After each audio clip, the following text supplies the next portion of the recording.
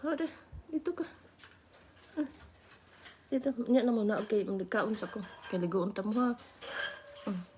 Tingnan mo si Isla. Naglikpit siya ng pagkain. Nanguha siya ng pagkain. Tinantang inaano dito kasi sayang.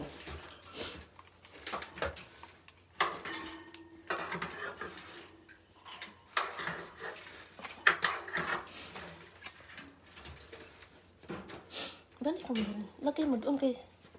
Hindi mo na makaya yung bunganga mo.